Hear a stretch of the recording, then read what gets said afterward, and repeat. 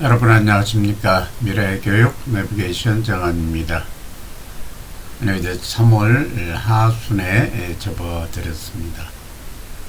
요즘 밖에 나가 보면은 개나리가 곧 만개하기 일보 직전이며 산 쪽에는 진달래가 피어나고 있습니다.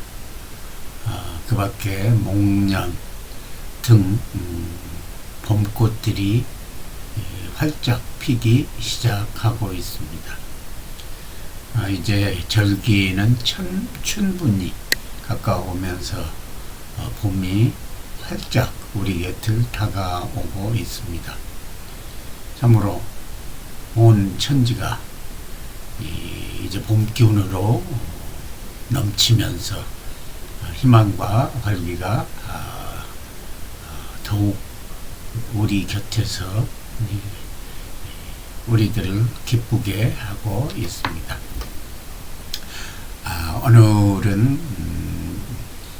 인생의 세 번째 단계인 여름에 자연에서 배우는 지혜 두 번째 시간으로 여름 산과 나무에서 배우는 지혜에 대해서 얘기해 보도록 하겠습니다. 먼저 여름 산에서 배운다. 여름 산에서 배우는 지혜에 대해서 알아보도록 하겠습니다. 여름철에 사는 싱싱함 그대로입니다. 온갖 수목과 키와 요초들이 이 자기의 위치에서 성장하면서 힘차게 서로 협력하면서 살아가고 있습니다. 모든 자연의 생명체들이 조화를 이루면서 살아가고 있는 것입니다. 특히 동물들이 외부로부터 위험을 최소화하면서 성장하고 번식을 통해 종족을 지켜가기도 합니다. 여름산에서 배울 수 있는 교훈을 이 두 가지 관점에서 알아보도록 하겠습니다. 자, 첫 번째는 산은 우리에게 친근함을 주기도 하지만 다가가기엔 상당한 고통을 감수해야 한다는 사실입니다.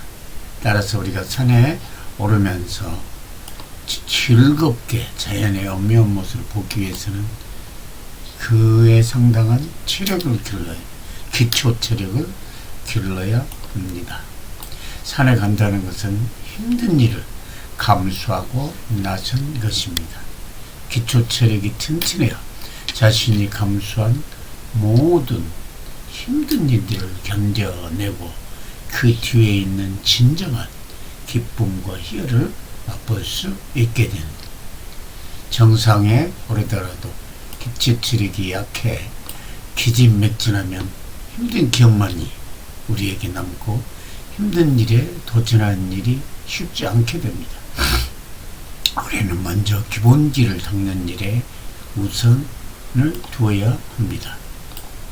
학습도 일도 성과를 꾸준히 내는 사람의 특징은 기본기가 튼튼하여 지력이 있는 것에 있습니다. 기본기가 충실히 닦아져 있을 때 할 수 있다는 자신감과 함께 긍정적인 마인드가 깃들게 됩니다. 따라서 우리는 산에 올라갈 때 항상 힘들다는 것을 염두에 두고 그러면서도 그와 같은 힘든 것을 극복하고 나서 올 수 있는 희열을 마음속 깊이 새기면서 미리 체력을 길러야 한다라는 평범한 지혜를 늘 기억해야 합니다. 두 번째는 오를 때는 힘들지만은 오르고 나면 뿌듯함과 함께 감동의 희열이 넘쳐온다는 점입니다. 산은 오르막이라는 시험들을 우리에게 주고 이를 이겨내는 사람에게만 정상이라는 선물을 줍니다. 정상에 오른 자에게만 산은 넓은 세상을 보여줍니다. 그리고 내리막이라는 과정을 통해 여유와 주의를 환기해 줍니다. 내리밤은 또 다른 오르막의 시작이 있다는 것을 알려주기도 합니다. 우리에게 의미있고 가치로운 결과는 언제나 일정한 오르막, 즉 고난과 역경이 있습니다. 따라서 이 고비가 지나면 기쁜 세상이 있다는 확신을 가질 수 있게 되고, 그와 같은 확신을 가지고 있다면 현재 고통을 견디지 못할 이유가 없는 것입니다. 인내는 쓰나 그 열매는 달콤합니다. 이러한 평범한 진리를 늘 명심하면서 어떠한 힘든 고비도 견딜 수 있고, 이러한 고난의 과정을 즐길 수 있게 되는 것입니다. 이 다음은 나무에서 배우는 자연의 지혜에 대해서 이야기를 해보도록 하겠습니다. 먼저 프랑스 철학자 자크 랑시에르는 무지한 스승이라는 자신의 책에서 다음과 같이 얘기를 했습니다. 무지한 스승은 어떤 암도 전달하지 않으면서 다른 삶의 원인이 되는 스승이다 라고 말했습니다. 이 말은 진정한 스승은 가르치지 않고 가르친다는 의미입니다. 우리는 이러한 것을 나무에서 찾을 수가 있습니다. 나무로부터 인생의 삶의 본질이 무엇인지를 성찰할 수가 있습니다. 두 가지 관점에서 알아보도록 하겠습니다. 첫째, 나무는 고난 극복의 지혜를 온몸으로 알려주면서 생색을 결코 내지 않는다는 점입니다. 예를 들면 나무의 씨앗은 바람에 날려가거나 동물이나 사람에게 먹혀서 배설물로 나와 자리를 잡고 줄기차게 자랍니다. 나무는 먹혀야 살 수 있다는 간파한 것입니다. 나무는 씨앗이 바람에 날려 흩어지거나 물길을 따라 표류하다가 정착한 곳에서 자라납니다. 모험을 감행해야 큰 꿈을 펼칠 수 있음을 오래전부터 알고 있는 것입니다. 또한 자라면서 나무는 옹이를 맺는데 이것은 나무의 한이 맺힌 응어리입니다. 옹이는 외부의 상처가 안으로 깊어져 생긴 고통의 흔적이자 나이가 먹으면서 자기 몸에 알아새긴 삶의 얼룩입니다.